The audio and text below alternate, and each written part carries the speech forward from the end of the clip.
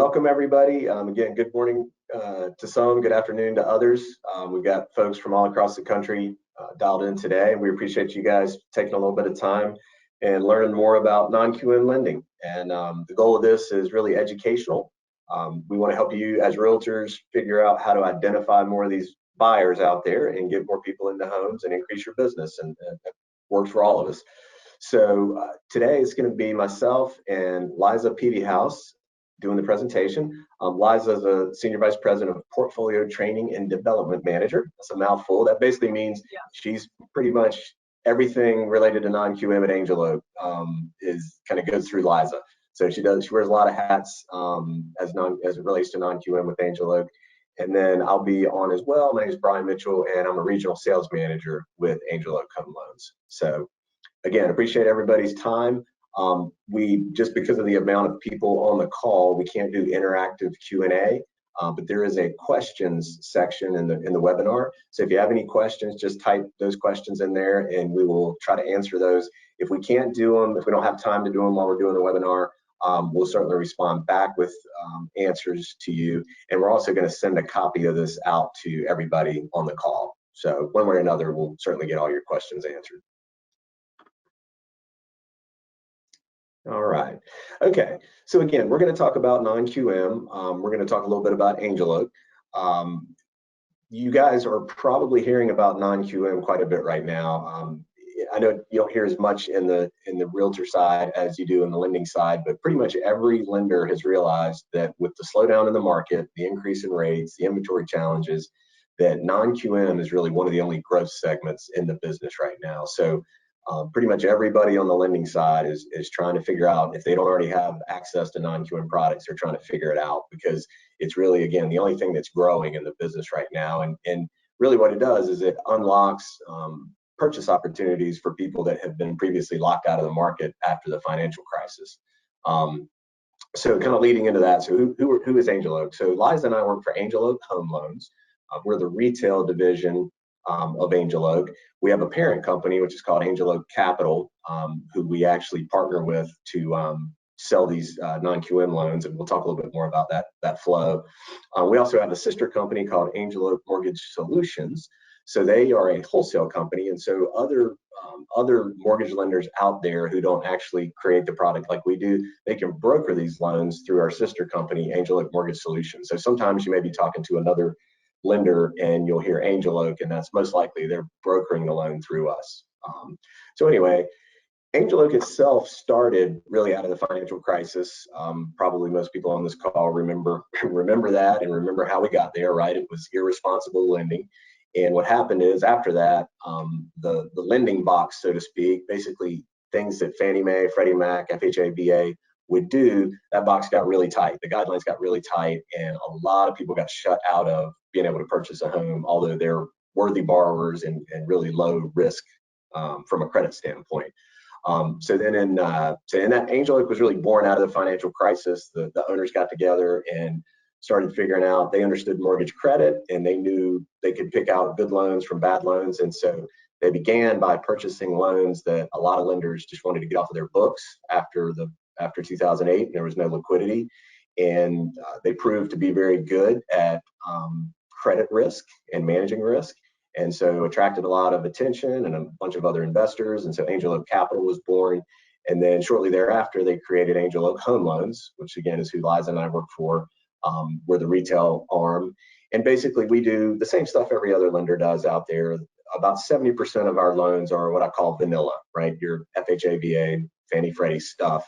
But then we have our secret sauce, which is the non-QM product, which we created in 2010. So in 2010, the Dodd-Frank Act came out. You guys may remember that. And it was just a bunch of legislation kind of sweeping across the financial services industry that was designed to prevent another financial crisis. And so a lot of regulation in the mortgage space. And one thing that they did was they defined what they call a qualified mortgage and a non-qualified or non-QM mortgage. So qualified mortgages are all the ones that Fannie, Freddie, FHA, VA do, right? So those are all kind of in the box over here. And then they said, industry, you can do these non-QM loans, but there's going to be some differences from pre-2008. So you probably remember the stated income loans and ninja loans, no income, no job, just ridiculously risky things, right? That got us into a jam. So what they did was they defined something very critical called ability to repay. So they told the industry, you can do these loans that don't fit in the traditional Fannie Freddie box, but there has to be some ability to repay. And so we'll get into what that actually means when we start talking about some of these products.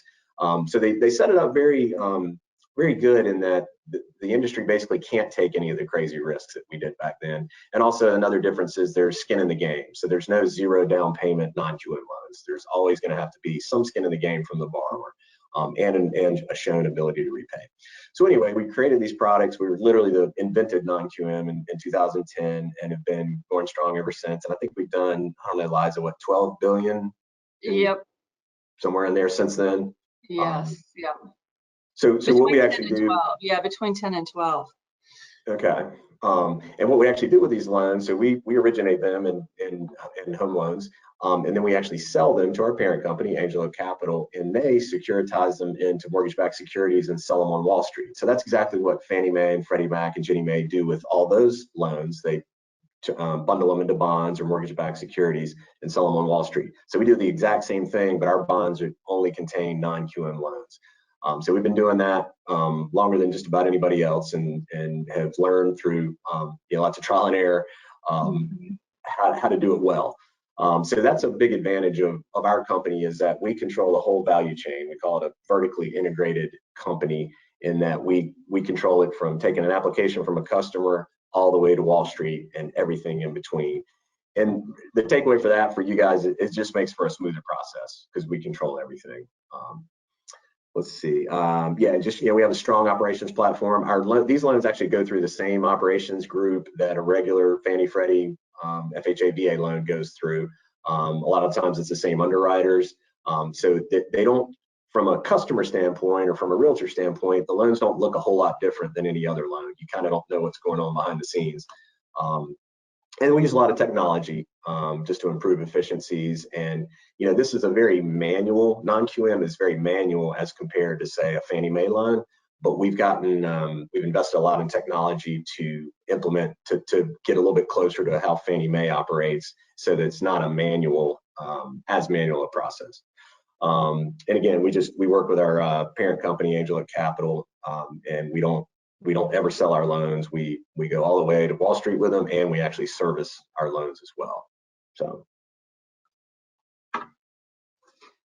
All right. So I guess, the questions are, why do we really need these loans? We've got Fannie, we've got Freddie, we've got, lenders out there who will lend on the prime jumbo, the jumbo products and all of that. So why do we really need them?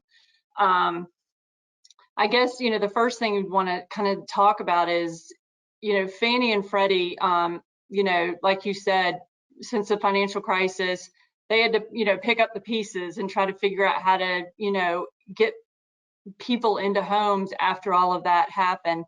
Well, really recently, they've kind of realized that they've gotten too far into it. They lend on primary residences, second homes, and investment properties. And really now they kind of want to get out of the second home and investment property, arena, because really they're more interested in the primary residences. That's really what their end game is. So they really want private lenders to come in and help them out and take some of that, those other types of loans off their hands. So, they definitely are starting to tighten up on certain loan programs. And so that's where the private, us type lending, the non-QM lending really comes into play, helping out those second homes and investment properties. And then also self-employed who can't qualify using tax returns. So, unfortunately, the traditional lending for a self-employed borrower is to qualify them using their tax returns. And those don't necessarily really reflect somebody's true income, net income, because of write-offs and that kind of thing. And we'll talk about that more when we get into the programs. But So really, we want to help out those self-employed borrowers who have trouble getting that traditional financing. And then, the prime jumbo fallout. So, as this crazy market that we're in right now, real estate agents out there, you guys know how hard it is to win those bids and get folks into homes because of the rising prices. And with those rising prices, we also have higher loan amounts. Fannie did raise the conforming loan limit recently, as they do kind of every so often. But even now, I mean, those prices are still going up. So you find a lot more people outside of the Fannie loan limit, the conforming loan limit. So we have a lot of programs for, the jumbo, the higher loan amounts. Investor loan caps, that kind of refers back to Fannie wanting to get out of the investment arena.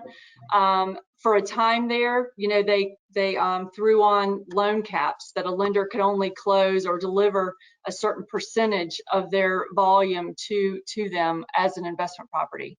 So we really focus on trying to give a portfolio of programs to investors to have that alternate, outlet for them. So, there's just a lot of things.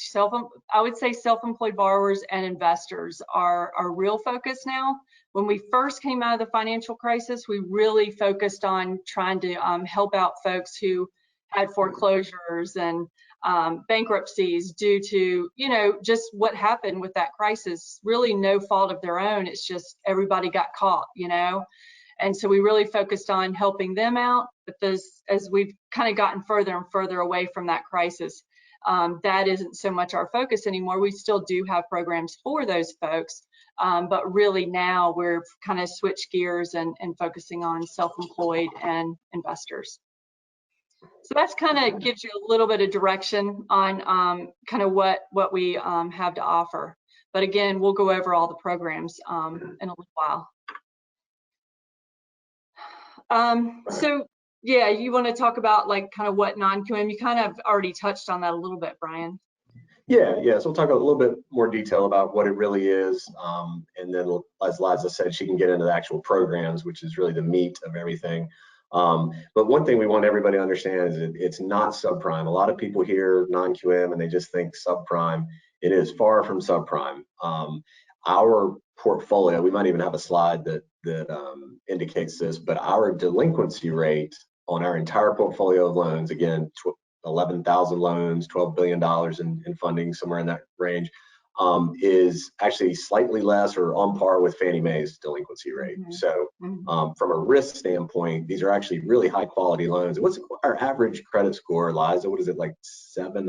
It's like 680, but I would say that's kind of what we advertise. But really, when we're looking at these loans, most of them are in the 700s. So yeah. I would say probably 680 to 700 is the average, but we do a lot of 700. These are good borrowers. They could qualify for a Fannie loan, but there's just something maybe with their income or something in there that's just putting them outside that box.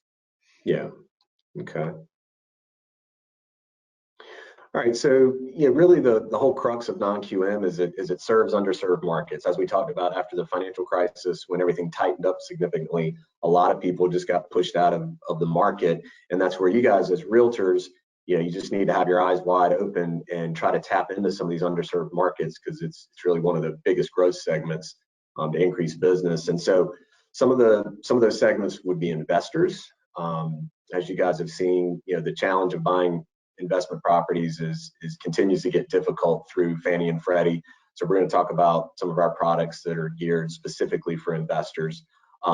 Again, credit events, so people with recent bankruptcies and foreclosures. If you have a foreclosure, you're shut out of the conventional world for 7 years, which is kind of a big deal, because sometimes, as Liza said, life happens and good people, with beyond their control, and they have to rent for 7 years. So we've got solutions for those folks. Self-employed is really our biggest niche, and that's really the biggest growth category. So Liza will talk a lot about how our bank statement loan helps self-employed people. And you got your lower credit scores again for whatever reason. If somebody has lower scores, as long as they've got skin in the game and they have an ability to repay, we can analyze that borrower and determine if they're a good credit risk. So we've got products there. And then asset qualification. So we do have, we'll talk about that product, but there are times where people are asset rich, but maybe income poor or have no income. Everything is in assets. And that won't get you a loan in the conventional market. So we've got a solution for that as well. And then just talking about the growth side. So if you go back to 2019, so let's go pre-COVID, the entire industry did about $25 billion in non-QM, and that's a really small number. It was about 1% of the entire market, maybe a little bit less. COVID obviously changed some things. Fast forward to last year, 2021, we actually hit a milestone. We surpassed more than $10 billion in non-QM loans, and that's over, I said 11,000, over 26,000 funded loans. And the market in 2021, the whole industry was about the same as it was in 2019. So basically, COVID put a damper on a lot of things, and it basically recovered in 2021. And I think the industry did somewhere in the $25 billion range again. But everybody's projections going forward are for significant growth. So for this year and next, they're looking at $80 to $100 billion annual production. So you can see that's a pretty significant a 4x increase in a year. So far, based on some of the data and other companies bringing non-QM to market, it looks like it could be a even faster growth rate than that. So anyway, the point of that is there's going to be a lot more of this out there. So if you can help identify these borrowers, it'll help you grow your business. All right, let's get into what we have to offer. I mean, that's, I think, really why people are here today.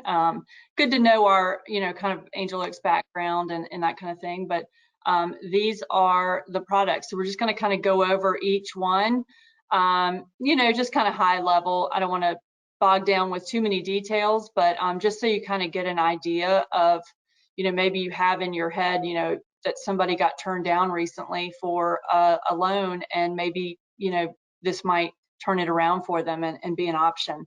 So like we've said, bank statement loans for self-employed borrowers. So self-employed borrowers, really, we want to help them out because they're the ones that have the most trouble trying to get a conventional loan or any of the agency products. So the bank statement product is for business owners, 1099 employees as well, because technically they are considered self-employed,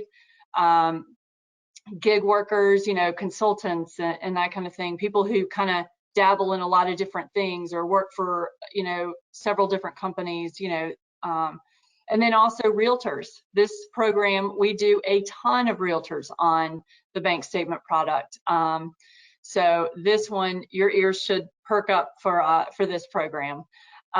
So we take, obviously self-employed agency fallout. So when a loan officer gets, this borrower, we want to try to put them in the best possible loan as far as getting them into the best rate and, program guides and all of that. So we'll definitely try to get them into an agency product, analyze their tax returns and just see. And then if they don't qualify for that traditional product, that's when we'll go and say, hey, let's look at your bank statements and let's see if we can get you qualified otherwise. So the highlights, so there's a lot of different kind of caveats to the program. So it's not one size fits all, because every person, every self-employed business owner kind of operates their business or their financials a little bit differently. So we try to, have different kind of options for them. So we can do 12 or 24 month history. So that means we get 12 months or 24 months of their personal statements or their business bank statements, either one. And we, the loan officer can look at both options to see which one makes the most sense for that borrower. And right now, we're kind of getting into the second quarter of 2022, we're kind of at a very interesting time because people coming out of, if you do a 2-year look back, that gets us into 2020, right? Back to 2020. And a lot of businesses suffered during 2020. So We're kind of at a real interesting time that really a self-employed borrower can really take advantage of this bank statement program because we only have that 12-month look back. They can do just 12 months of bank statements. And you might say, well, there's 1-year tax returns out there, those programs as well, which we also offer. But, you know, we're at the beginning and a lot of self-employed borrowers haven't filed their 2021 tax returns yet. So they're kind of stuck on using those 2020 returns, which might show, you know, significantly less income than they've ever made before. And most likely we see a lot of borrowers, you know, businesses have recovered, you know, since 2020. So it's a really good program there is that 12-month personal or business bank statement loan. And basically just kind of the idea of what we do is we take their 12 or 24 months bank statements and we look through them, look for the usable deposits, what looks like self-employed income, and we add up all those deposits. We take out an expense ratio, which, you know, we have different kind of options there as to type of business. We kind of see what kind of business it is and what expense ratio makes sense for that type. And then we average the income. And so it's really as simple as that. So, you know, it sounds like it's, you know, kind of could be like a crazy product, but it really isn't, because what better way to see what somebody's cash flow is than, you know, by looking at their bank statements and seeing what is going in. So this is really a great product that someone can use to get qualified for a mortgage. We go up to 90% LTV, and all of our portfolio or non-QM loan programs do not have any mortgage insurance. So you don't have to worry about if they're going to go up to 90%. There's not that extra MI payment. We go up to loans up to $3 million. And it does just require 2 years seasoning for any kind of foreclosure, short sale, any kind of credit event. So basically under this program, we're looking for a good 2-year history of good credit. And so when we talk about the ability to repay, Brian, like what you were talking about is kind of the big deal right now with non-QM, is we do have to verify their ability to repay the loan. And so the idea is what we look at is they have good credit. They've been making a housing payment, so maybe they've been renting or maybe they own another house currently. So we look at, okay, they've been able to manage that payment, and then we compare what mortgage payment they're looking for, and does it sound, you know, like a good deal, like they can make that payment. So that's kind of what we're analyzing. They've got a little bit of skin in the game, and that's it. That's really what the ability to repay is for the bank statement loan. So as you can see, this is not a, you know, stated product or anything like that. Nothing like the subprime deal. This is very, you know, high qualified borrowers. You know, we've had a lot of loans come in where the borrower provides, you know, an older tax return, and we say, you know, and they qualify using that, and they comes around and we need the more recent tax return, and we say, you know, you're going to be fine as long as that income is about the same as the previous year. And sure enough, that other tax return comes in, and maybe it shows a loss or something like that. So if you were at another lender, if that borrower was at another lender, they would have to decline that loan. And what the great thing is with Angel Oak is we can easily flip that borrower over to a bank statement product. The loan officer can. So like I said, we're going to analyze, you know, the traditional financial, you know, statements, but then if it doesn't work that way, we have alternative programs for them.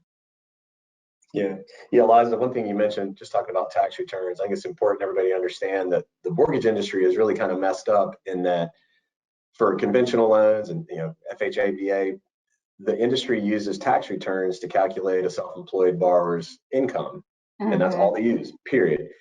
And a tax return was not designed to show income, it was designed to show tax liability, right?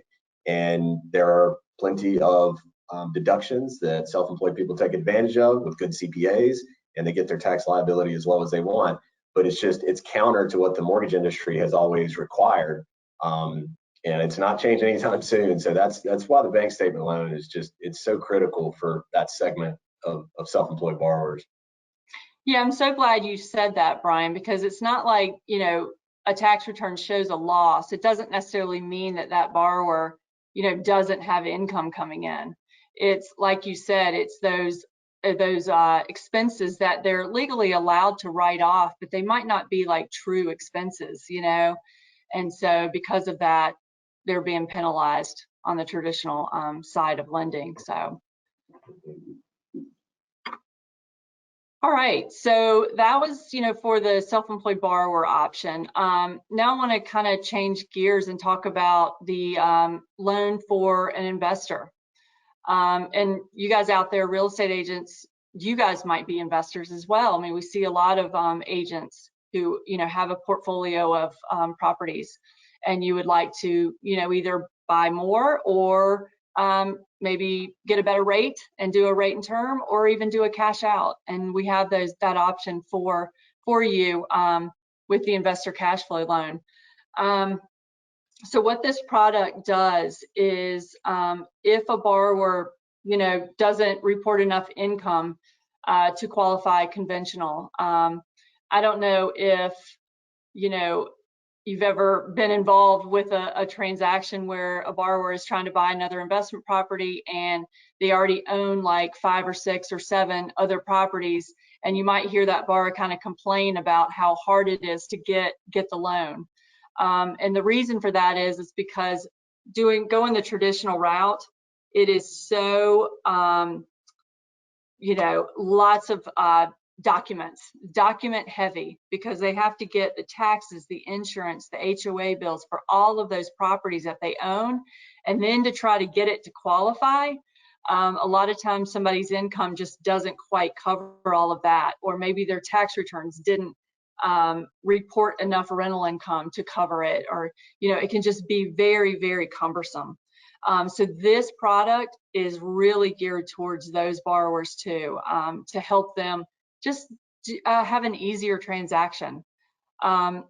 Maybe another thing is Fannie and Freddie have that 10 finance property limit. So when a borrower owns more than 10 finance properties, they no longer qualify for the traditional products. So that borrower has to go and get either private mortgages if they want to buy more investment properties, or they have to go and get hard money loans. And those rates can be, super, super high. So when those investors find out about this product, they can do rate and terms to get into a better payment. Or we don't have any the 10 finance property limit. So we don't have any limits on how many they own. And so it's very, very attractive for those guys and ladies to buy investment properties through this program. There's also a foreign national program associated. It's kind of a sub program of this. So if you have any foreign national borrowers out there, those are folks that live and work outside the US and would like to buy an investment property here. So they would fall under this program as well. We do allow short-term rental properties, VRBO. We know that's the big thing now. So we do have a program for those types of properties. And obviously, like I said, realtors, you guys, this should look very attractive for you.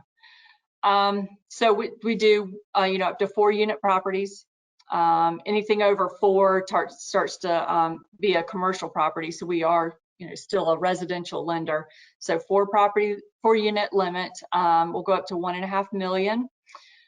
Here's the big one: no employment and no income required. So the ability to repay is a little bit different. So it's not based on somebody's employment. We're documenting the ability to repay different. So here's how it works. Basically, we know what the mortgage payment is, the proposed mortgage payment for the subject property, and then we get an appraisal. We have the appraiser tell us what the average rent, what's the going rent for that property. And if that rent will cover that mortgage payment, that is the ability to repay. So there's the kind of income for that loan is they're going to be putting a renter in the property, and they can rent that property for a certain amount, and it will either cover it or at least help cover that mortgage payment. So that's what you might hear the DSCR, debt service coverage ratio. That's you might hear that some other lenders might have this program as well, but that's what that is. So that is the way that they qualify. So that's what we say, qualifications based off the property cash flow. So we want that property to cash flow, and that is the way they qualify. They can also title the property in an LLC. That's very attractive for those investors who like to, vest title in the LLC. I do want you to know that they are actually doing the loan in their personal name, but you can title it in the LLC. Like I said, we've got purchase, rate term, and cash out. So we cover it all. Let's see, what else am I missing, Brian? Can you think of anything else? Did you mention you have to own a primary residence? Yeah, one of the main things. So one of the main things on this program, just so you kind of get a feel for what we're looking for, is we do have to, and this goes to, responsible lending. We do have to make sure that the subject property is an investment property. I mean, that is the number one, because we are qualifying the borrower on the cash flow. So if there's not actually going to be a renter being put in the property, then, it's not going to cash flow. So we can't have, second homes or primary residences, to fall under this program. So one of the main things we do is one guideline is they do have to own their primary residence. And that's just, if somebody rents and is buying a property, most likely they're going to live in that property, most likely. So, we like for them to already own their primary, and then we can compare the subject property to that primary and make sure it just looks like an investment property for them. That's probably one of the biggest, that's the biggest hurdle for the underwriter, just to make sure that that all lines up, And again, that's just for responsible lending, because if we start doing this program for any old property, then that will get us into a lot of trouble. But it's a great program for investors, because our goal is to try to ask for the least amount of documentation possible. So we're going to try to, work out all the details on the operation side, and not try to have to, ask for a lot of documents from the borrower, especially if they own a ton of properties. Yeah, I think that's, one thing with this product. We do this for customers who can actually qualify for a conventional loan, but maybe they're self-employed, own several businesses, 600-page tax return.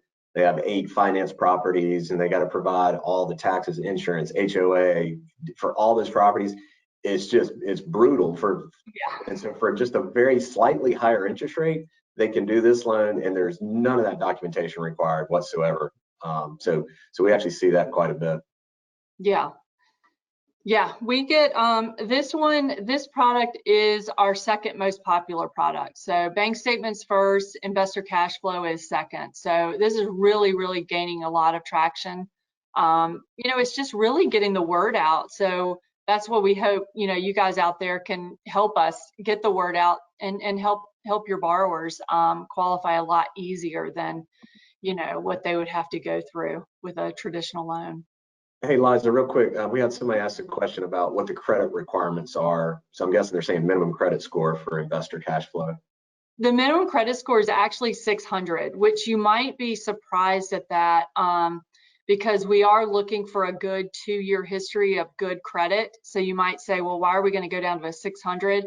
A lot of 600 credit scores are not really, it's not necessarily derogatory or bad credit.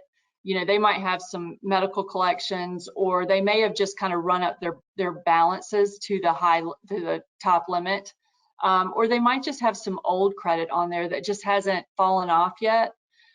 So as long as you have a good 2-year history of good credit, then yeah, we'll go down to a 600 score on this product. All right, any other questions? Feel free, you guys, to type in that questions box and we will try to stop and answer any of your questions. Feel free to do that. Okay, I'm gonna kind of pause for a second and for the products and talk about non-warrantable condos. I do just kind of want to put that bug in your ear that we do allow some non-warrantable condos on all of our portfolio or non-QM products.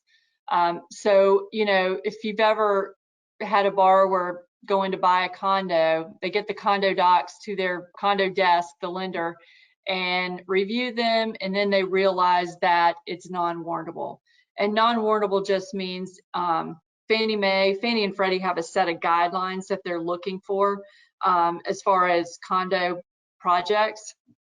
You know, amount of commercial space, amount of investor concentration, you know, all these things. They look at their budget, their financials, and all of that, and there's certain guidelines. And if they don't meet those guidelines, the condo project, then it's non-warrantable.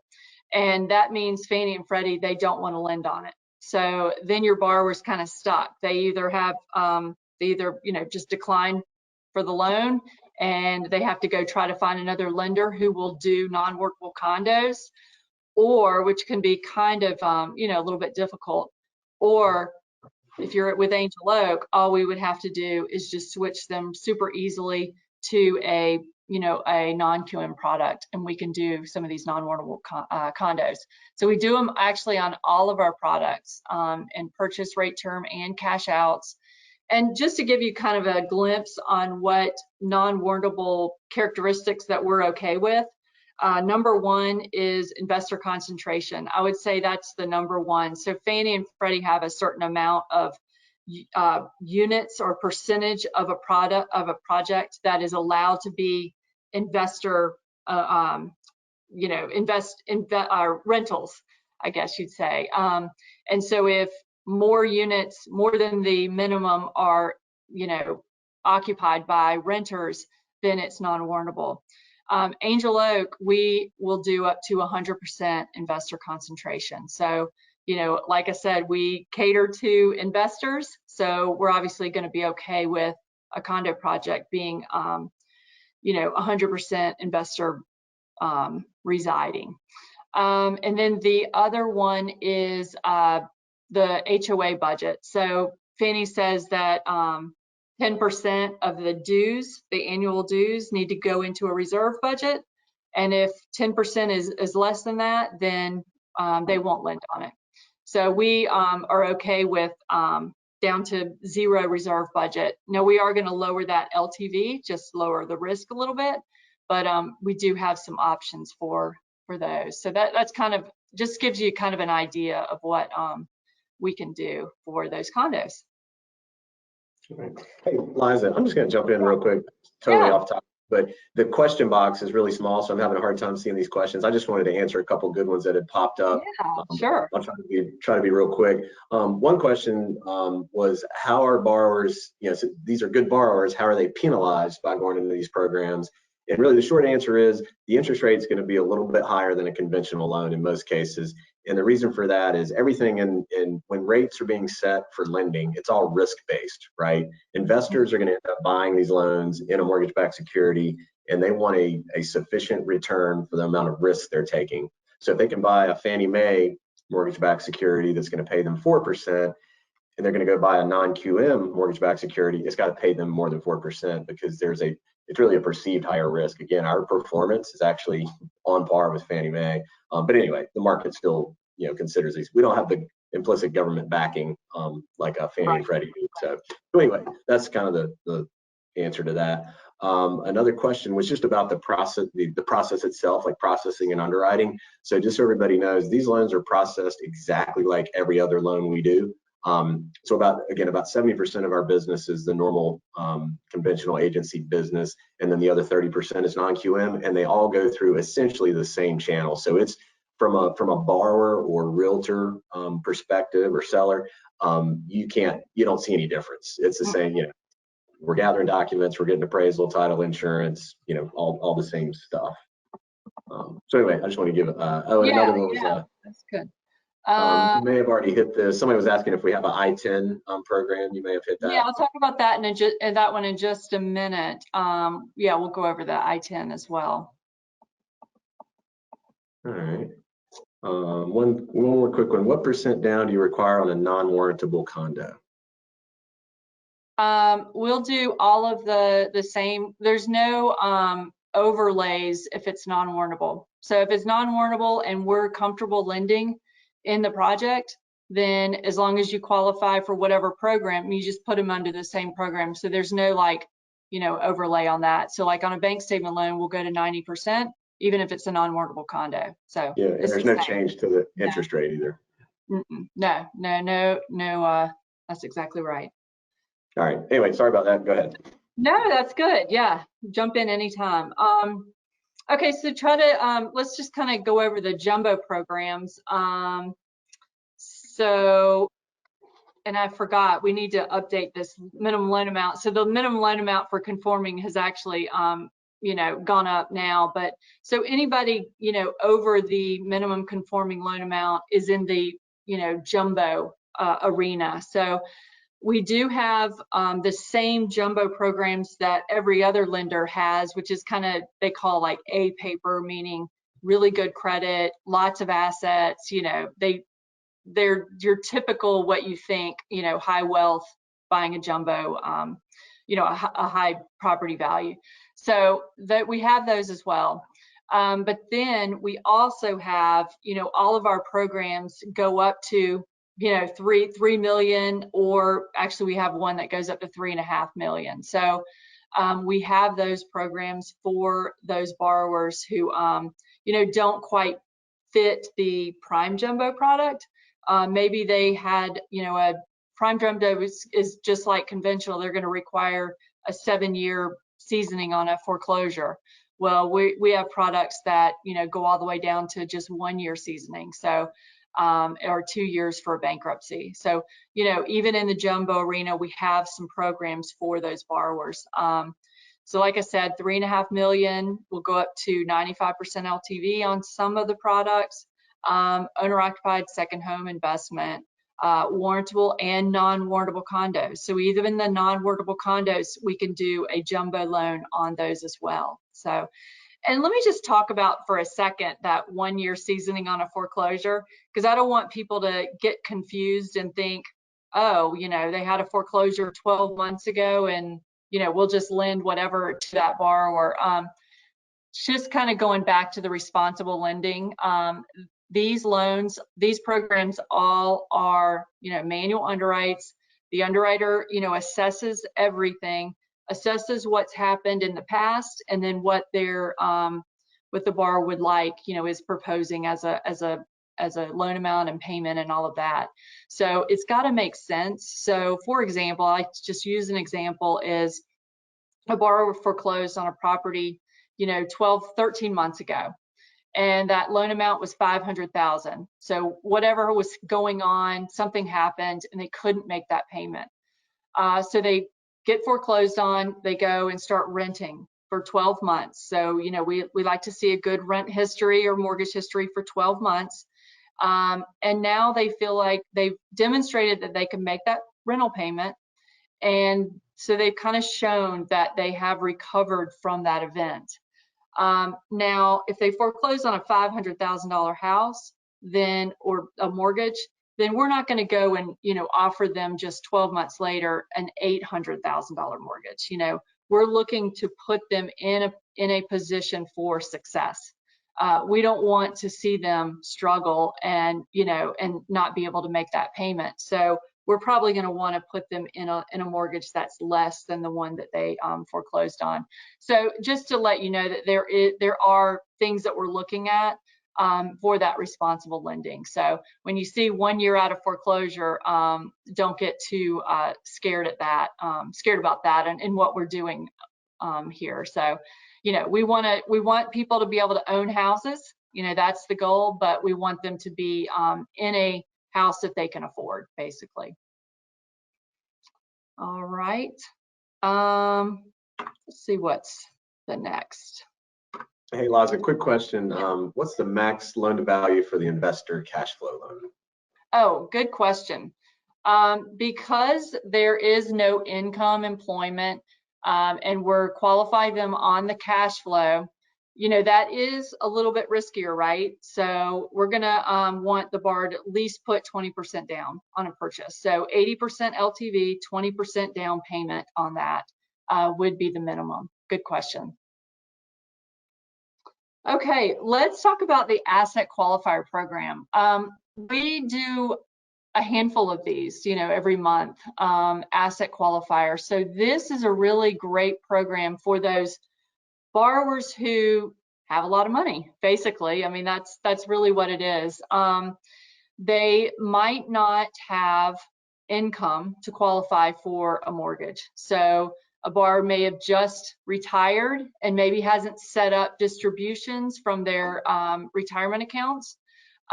Maybe they just inherited some money.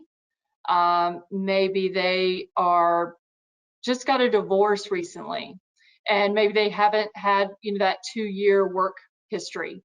So these are borrowers who are having a hard time documenting income. Maybe they won the lottery, you know, who knows? So we actually have a program for them called the Asset Qualifier Program. So they're qualifying on their assets instead of income. And so that is their really ability to repay our loan because they have a certain amount of assets. And just to kind of give you the lowdown on that, what we're looking for is they have enough money in the bank to actually buy the house outright. So they've got the down payment and the loan amount in an account. Okay, so they could buy it. And you might say, well, why wouldn't they just buy it? You know, their financial advisor will tell them not to do that, right? Got to get a mortgage. So they've got that. And then they also have enough in the bank to pay their debts for 5 years. So what we do is add up their car loans, their credit card payments, any other properties that they own, mortgages, and multiply that by 60 months. So if they have that along with the cash to buy the house, and then one last is just 6 months reserves on the mortgage payment.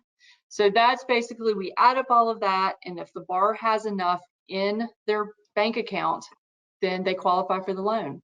That is their ability to repay. They've got enough assets. Now there is a seasoning on the assets, and really it's not too long. We do want them to show that they've had those assets for at least 6 months. So, you know, if they won the lottery, we want to see that 6 months they, you know, still have that money in the bank. We hear those stories a lot, but that they don't.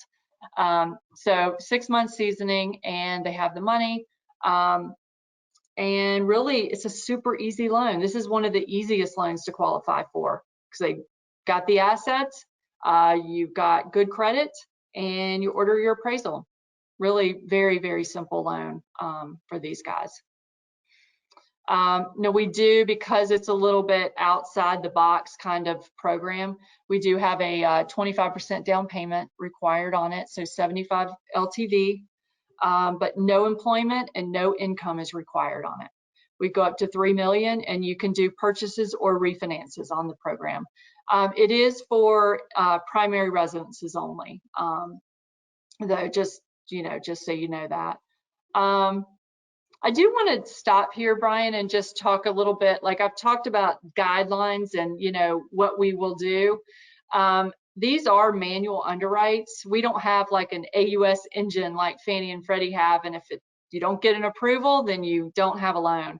These are different. They're manual underwrites, so we're really assessing everything. And what we have the ability to do is offer exceptions to some of our guidelines. So you know, when we say we'll go up to 3 million, well, you know, if it's a good loan, we might go up to 3.5 million for that borrower. You know, we assess things, and if we have some good, strong compensating factors that can help us overcome a few things, then we do have that ability to make some exceptions. So that's always, you know, a good thing to know if, you know, someone thinks that they might not qualify. Well, you know what, let's take a look at it and see. Yeah, Liza, is it still somewhere around 30% of our loans have at least one exception? between 30 and 35%, kind of fluctuates just depending, but yeah, it's about that. So if you think about it, that's a third of our loans have exceptions on them, and our delinquency rate has not gone, it's in line with Fannie. So that tells you that we're doing something right, at least. Okay, someone asked in the question box about the I10 product. We do have an I10 product. The I10 is, that's for a borrower who does not have a social security number. So there's a lot of people in this country who maybe they are waiting for their maybe they're waiting for their visa, or maybe they are waiting for their permanent resident alien card and their visa has expired or something. Like there's a lot of people in flux. But these borrowers are responsible people in our country, and they've actually obtained an I10 number, and they actually file tax returns. So there's a big percentage of our population who fall under this scenario, and we actually do have a loan program for them. And so as long as they have an I10 number and not a social security number, so if they have a social, they're not going to qualify. But if they have an I10 only, then they can qualify for a mortgage through us. It is so we that it really follows everything that another full doc citizen would follow. We pull a credit report using their I10 number. So they do have to, qualify with trade lines and all of that good stuff, good credit history. It's for primary residents only. 1 year seasoning for foreclosure or anything like that. So we do have that option. And 1 unit property purchase or refinance. So, as long as they file tax returns and we can pull those transcripts and verify them just like a citizen we would, then we do have that program for them.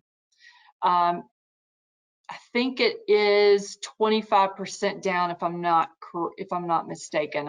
This one we don't do a whole lot of these, but we do have the option, and we do a handful of them. It's not at the top of my mind on that LTV, but I think it is either 25 or 30% down that they would need. So, all right. So hopefully that answered that question in the box about I10. All right, that kind of concludes the actual programs that we offer. Hopefully that has sparked a little bit of interest in you guys out there, and maybe you have some borrowers who would fit these programs. Yeah, so kind of getting back to really the purpose of this webinar was to just educate you guys on how to find these buyers. So just a recap of some of the places you can hunt. Anybody that has been turned down ever in your book of business, take a peek and see. It's interesting how many borrowers we see that get turned down by another lender that doesn't do non-QM, or they don't think to look at non-QM, and they come to us, and we can easily fit them into one of our programs. So turn downs is a great place to look. Accountants and CPAs, again, self-employed is a huge portion of our business, and accountants and CPAs are where to go find those folks. Builders and developers, we do a lot of what we call builder rescue loans. So you'll have somebody pre-qualifies with a lender to build a house, a year later, or in this market, maybe a year and a half later, depending on delays. It's time, the house is being completed, and all of a sudden the lender goes in to, do the final qualification 30 or 45 days before closing, and all of a sudden something happened, and there's a lot of different reasons, but they don't qualify anymore. So we do a lot of those, builder rescue loans. So it's nice to, let builders know you've got backup options for them. Again, financial planners, really more in the investors and self-employed folks, bankruptcy attorneys, divorce attorneys. As sad as that is, that's a lot of business comes out of that, because people typically come out of those scenarios, maybe with some damage, and income doesn't look like it used to, et cetera. And social media, we have some loan officers who are very successful in partnering with referral partners in social media campaigns and going after some of these niches. Investors is a really strong niche that we would target through social media and see good results. Oh, sorry, Brian. That's okay. There you go. So again, just avoid losing deals. This is actually kind of an interesting thing. Is we'll see sometimes people will shy away from some of these programs, and somebody asks a question, what's the difference, what's the penalty, so to speak, and again, the interest rate's a little bit higher. So if you do a bank statement loan, the interest rate's going to be a little bit higher than if you were doing a conventional loan, but the option is go back and amend your last 2 years tax returns, write the IRS $100,000 check or whatever your tax liability would have been, for you to have enough income to qualify for a conventional mortgage, or do a bank statement loan and pay a couple $100 more a month in interest, and save all that money. So it's kind of a no-brainer. And again, people that had a financial event through COVID or anything else, don't turn those folks away. There's a good chance that we could put them into a program. And then people with very complicated finances. Again, the example I used earlier of somebody owning multiple businesses, and it would you'd probably drive them away to try to put them through a conventional loan. So we've always got a simpler option for that borrower.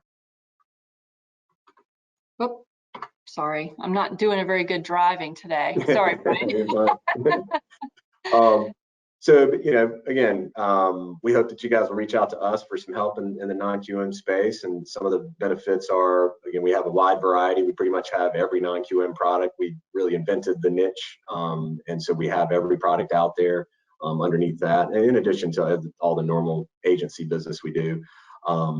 And the other good thing, if somebody starts out with us, a lot of times we start gathering documents, whether it's tax returns or things come in and we find something out that we didn't know up front, we can quickly flip and go to one of our portfolio products. So you're not having to change lenders and get new appraisals and all that good stuff.